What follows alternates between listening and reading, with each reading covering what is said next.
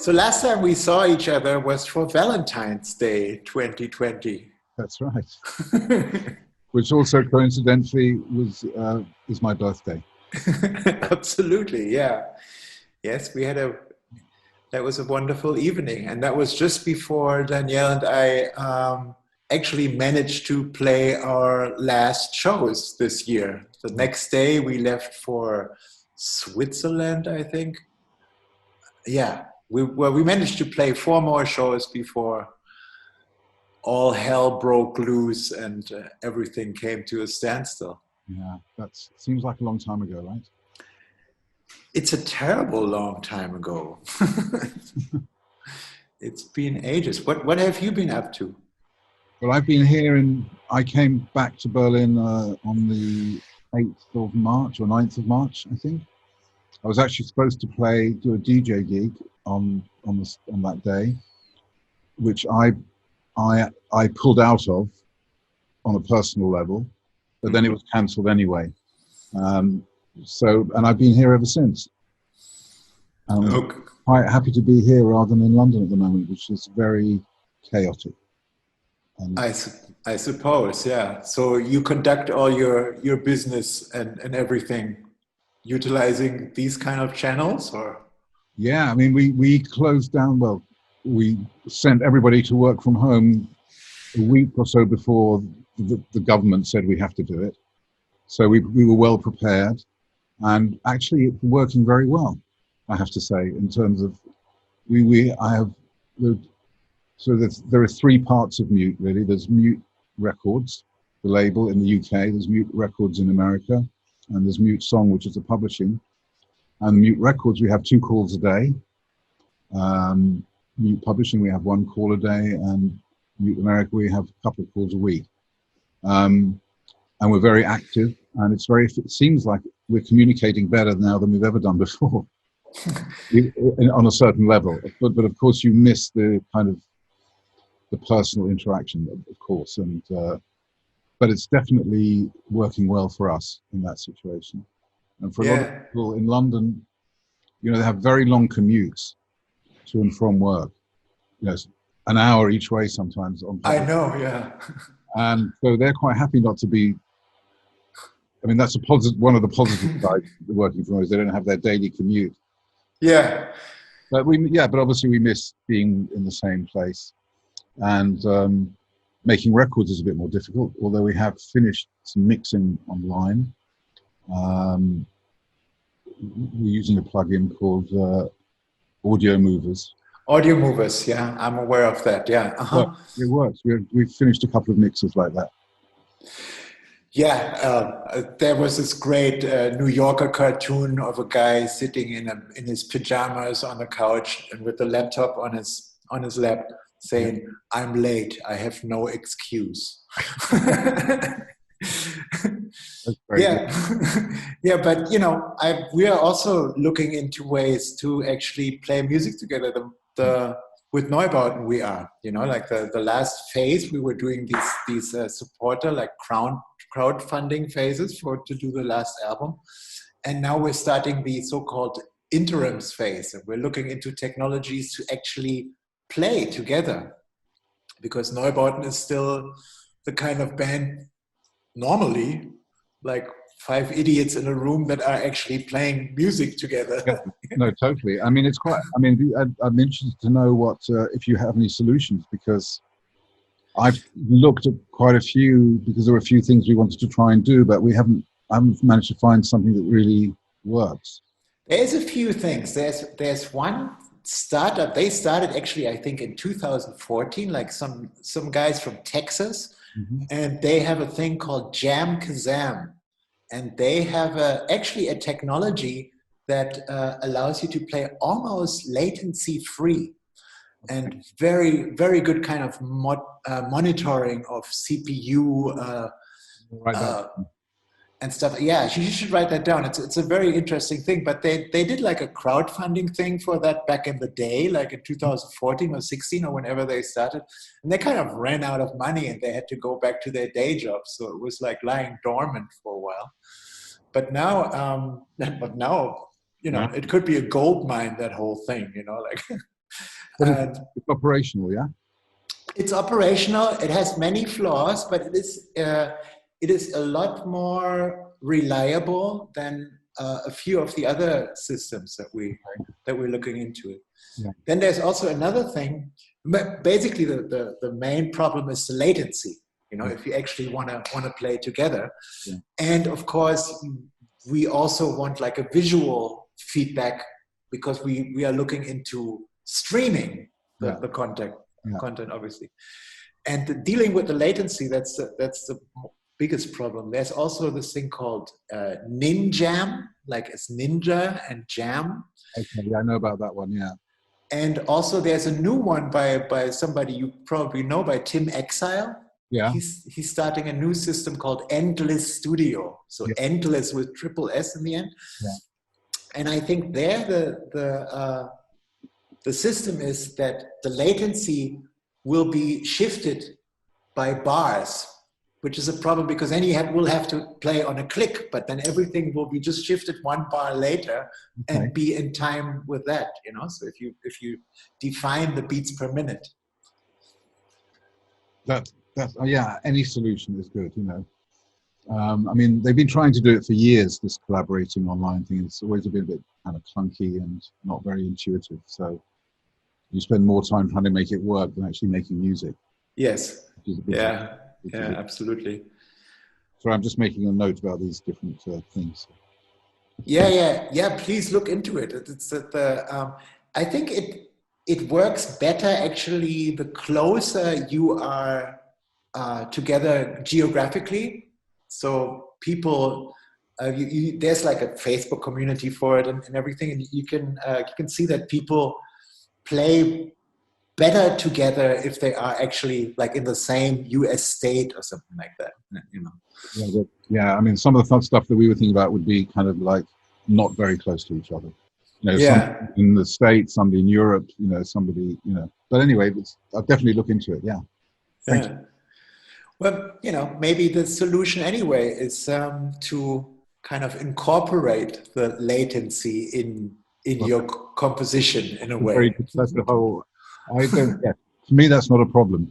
I think for some musicians that might be a bit tricky, but I think I mean, I think if I don't know how long this is all going to carry on, you know, in terms of concerts or so forth, but it has to be a way of doing something positive like that to be able to play together. I mean, it's never going to be the same, but and who knows. Well, I don't actually think there will be a going back to normal in any sort of way. I think we have to just jump on the wagon now and find solutions that we can carry over to the next era, whatever that will be. I mean, I'm not talking about concerts now and performances, but I think it's a great opportunity not to go back to the old normal. Absolutely, yeah.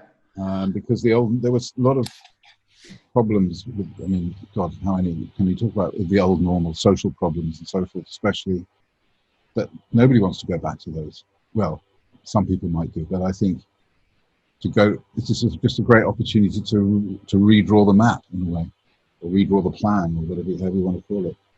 Yeah, absolutely. Just needs the will of people to do it, you know.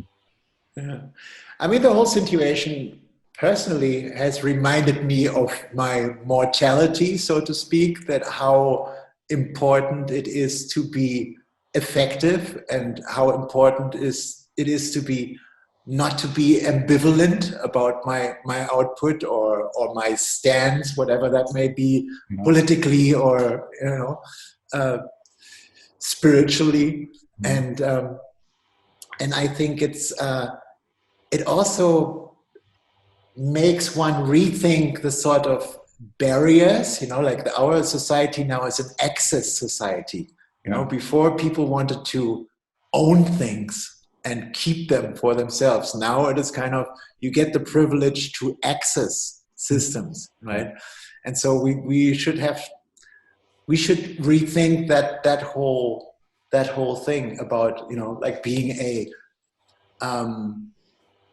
like being available, or how to make oneself available in order to get to the customer, to the fan, you know, like how can they reach us, you know? I mean, I think the problem there is always who controls the access. Yeah. Who controls the system rather of access, you know? Yeah. Because that person or that corporation or that government or that individual can always start shutting it off. Yeah. Yeah. It's not. They don't like you, you know. Hey, Alex, I'm not really a big Neubauten fan. I'm not giving you access to my browser anymore. You know what I mean? Exactly. You know, that's obviously a very silly example, but from say a political point of view.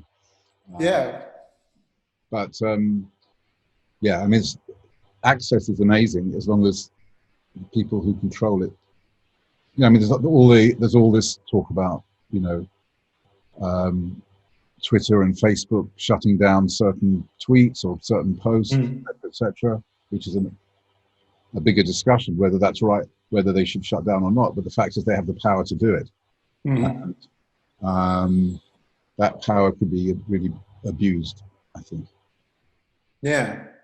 Yeah, that makes it a lot different, because it's decentralized that way. Not like in the old day where you would have you know, a bouncer at your green room door or at the front of the club who, you know, could make it a check and decide who gets in and who doesn't, right? Yeah, I think yeah, the new bouncers won't be so much of how you look. It'll be more about your temperature. Yeah. Yeah. Yeah, or your I don't know what the German word, the English word is in German. It's Bonität,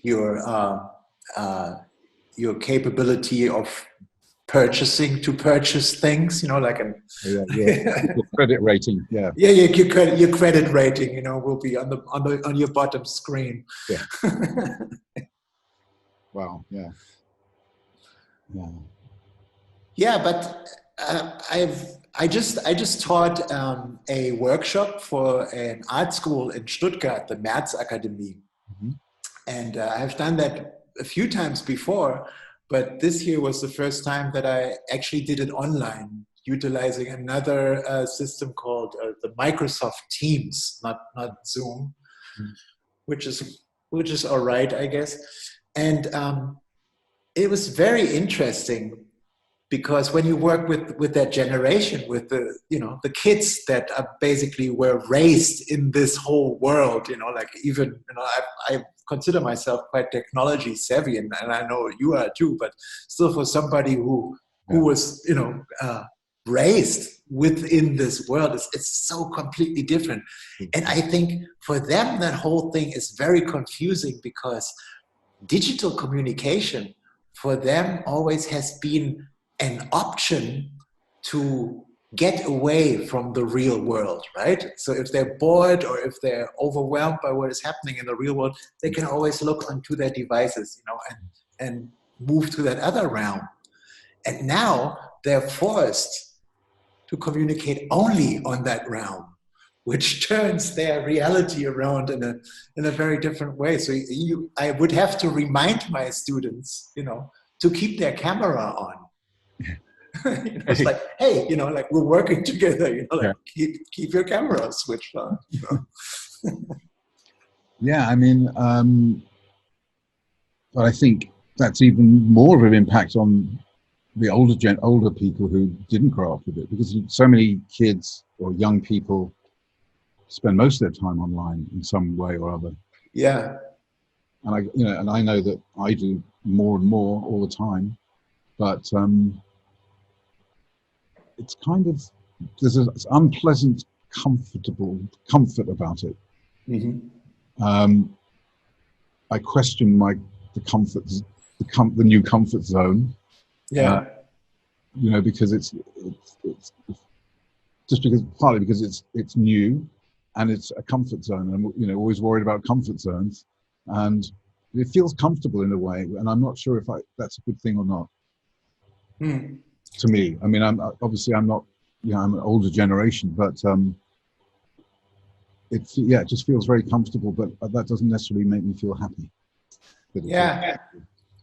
I mean, like it really, because of the realm that we are working in, so many things have to do with resonance and vibration, and obviously that whole resonance doesn't exist in the same way, and neither does the vibration. Like if you play music together, you just like, you're next to each other in a room and you feel that, oh, that's the right thing right now, and you don't even need to talk about it verbally, and that's, so it's very, very different in that way.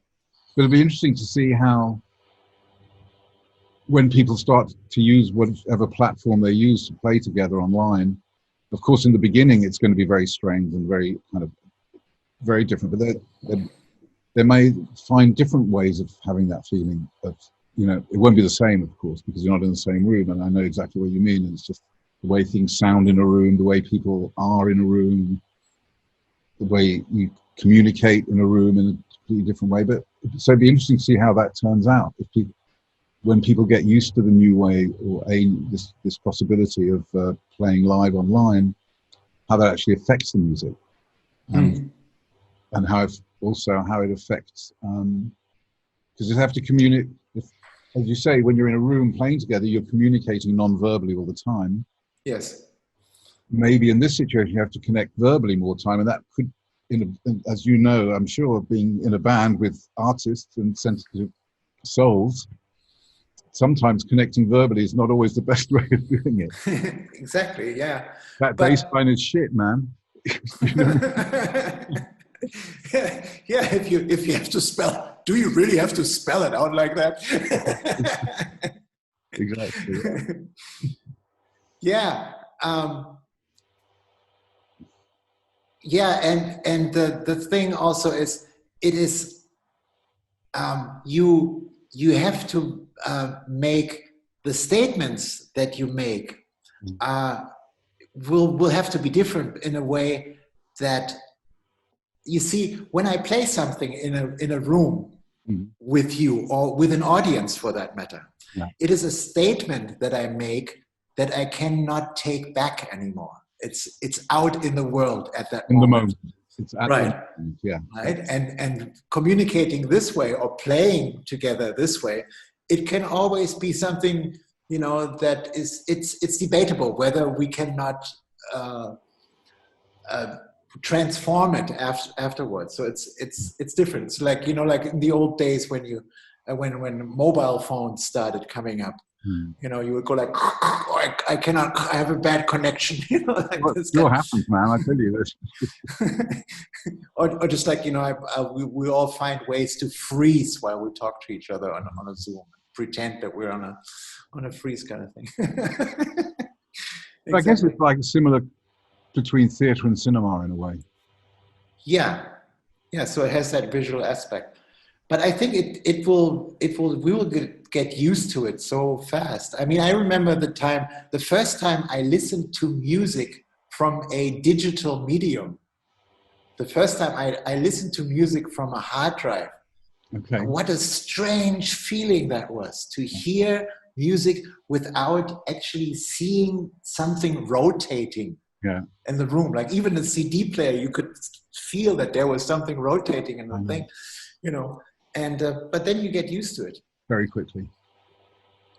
Yeah, I remember the first time I heard of a CD, which, as you say, does rotate, but the first time I didn't see a turntable with a piece of black stuff on it.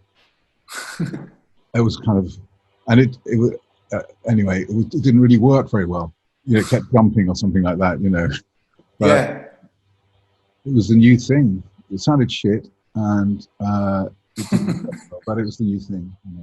But it had that incredible dynamic range. Remember, they used to put these stickers on CDs, like to warn you about the dynamic range, like particularly for classical music, if there was like a very quiet overture in the beginning, and then the big orchestra would set in, people would just like blow their stereos because they didn't have a feeling for I did. Especially with CDRs, because when I used to, when in the A&R or the record company process it, we'd send each other CDRs of rough mixes or whatever. And of course, they have no limiting on them or anything like that. So you really, even if you weren't playing it loud, there was some kind of low frequency going on. Bang, speaker's gone. You know. Yeah, and I think all these kind of things, you know, we'll learn about the specifics of this new media as well, and we will have to learn to incorporate that into the way we conceive music. And it's kind of, I think, you know, anybody who's been in sort of an adult, or not even adult, growing up in the last 20 years in terms of digital music has learned so much. Anyway, if you actually think about what you've learned in the last, you know, which has now become a total natural way of working, I think this is just kind of accelerating that by necessity, kind of accelerating that learning process, maybe. Yeah. I don't know, for instance, in Germany, or definitely not in the UK, but when you'll be able to go into a studio together and play together. I have no idea. I guess there's a law, there's the law, and then there's the personal kind of preferences as well, you know. Okay, the government say I can do it, but I don't really feel like being in a room with 5 other sweaty guys, you know. I don't know.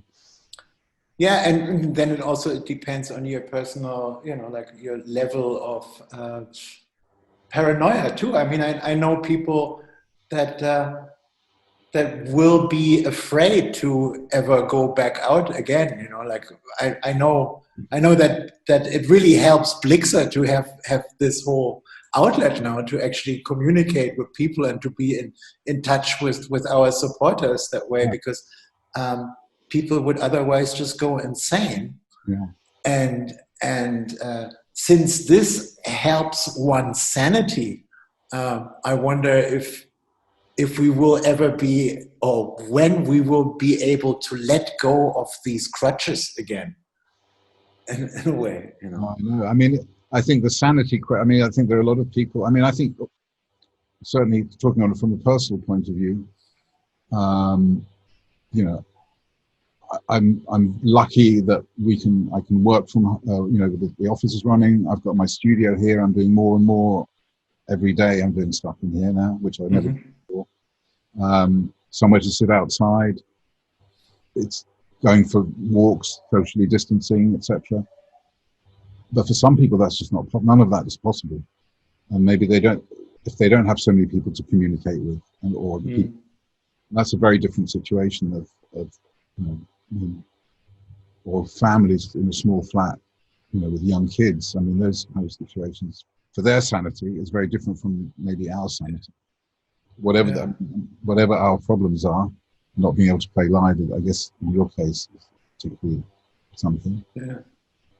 It's not, from a sanity point of view, it's different, I think, for a lot of people. But I think that's why even more so, it is important to not be, or it's impossible to be ambivalent about your output, because it's as an energetic thing. Yeah. You know, like it's really important to actually produce art that you can, you know, stands for what you are trying to say, that is effective in that way, and that we communicate with each other truthfully, you know, since it is so difficult to communicate. I mean, from a personal point of view, you know, I'm doing, I wouldn't call it making music exactly, but I'm whatever you call it. I'm doing a lot more, tons more modular than I ever did before on my modular system. And the big difference is, you know, I had quite a purist, and usually I do it just for myself, not for public consumption or anything like that. And I had a kind of purist attitude to modular, which was never recorded. Okay. So it's about the moment, it's about what you feel at that time, and you should just do it and move on, not record it. And then, then I thought, before the virus, I thought maybe I should, if I get a couple of sounds, maybe I should record it on a little digital 2-track. So I did a few things. And now I'm recording it multi-track. And mixing, you know what I mean? Which it's kind of, and I think actually, not for posterity or anything, it just feels like, as you said, it feels like something to stand by, you know. and stand up. You know, whether whatever I think about, you know, if I think it's okay, then why shouldn't I record it? You know. Yeah. I'm still very strict on my rules, by the way. No editing, no nothing like that. But just straight recording. But yeah, I didn't do that without. I didn't do. It wasn't a big thought about that. It just happened naturally. I thought, oh, why don't I just record? You know what I mean? It wasn't like. But yeah, so I know what you mean. I think. Yeah, it just made me realize how precious our time is. Exactly. You see what I mean? How precious it is to be able to do that in the first place, and then since we are doing it, in order to make it manifest, you know, like to transmit that energy, that creative energy, and actually make it manifest in whatever, something that you can play. But I remember, you know, like Chrislo Haas. You remember Chrislo? You know, like when I used to visit Chrislo in his little studio in Kreuzberg, he would play with like his Oberheim synthesizers and the first like rhythm boxes that they were, you know, like the Oberheim DPX or whatever they were called and stuff. And whenever I told him, oh man, I really like this, he said like, yeah, you do. Pop, erase, it was gone. I had exactly the same. And it was, and you know, we said it was good not because we wanted to be polite, because we thought it was good. Yeah. But he obviously didn't trust our taste at all, and therefore, I don't know. But yes, Chris Lowe is somebody who I think was really important in the early days of sort of post-punk electronic music, whatever you want to call it, Neue Deutsche Welle or whatever. I hate that term, but he was so important, and he did in his early days did so many great things with DAF and with Liaison Dangereuse, and then just to kind of, I mean, he didn't stop making music; he just switched off the machines once he'd made it, you know, and. Yeah, very sad. Really really kind of wasted talent. Yeah. He completely dropped off the grid. He couldn't deal with the whole system anymore. But that his attitude towards that, I think, is very influential to me, at least in that, particularly in that way that he had that sense of ritualism. You know, that it is actually. Being creative and playing music it's a ritualistic thing that has a beginning, a middle, and an end, and it happens on a different realm of existence or reality. And I think this is exactly what gets really important now. You know, this is really not the time to be dilly-dallying. You see what I mean? You know, dithering and delaying. No, definitely. Procrastination. You know, like we don't have time to procrastinate. Great, which is good for music. Yeah. It's, as the technology gets better, the procrastination gets longer, and because the options are so much greater. You know, so you know, I'm a big believer in making decisions. I mean, I'm not doing it myself, of course. I'm procrastinating all the time. But when I'm talking to the artists I work with, I say, "Hey, that sounds good. Just put it down. Do a bounce. Work on 8 tracks. You've got 500 tracks you can work on. 500 tracks on Pro Tools or whatever. Just try doing it on 8. See what happens." Yeah, and what Danielle and I are doing now is we schedule our output in that way. Like what we're doing now, since we can't play concerts, is we will play one song of our new album every week and put that online as like a miniature concert where we talk a little bit about the song, you know. And also we recently did a thing for the Goethe Institute in Seattle. We played a meditation concert. I saw that, yeah. And that was really good too, because this way we could actually schedule this ritualistic attention or concentration in that way, you know.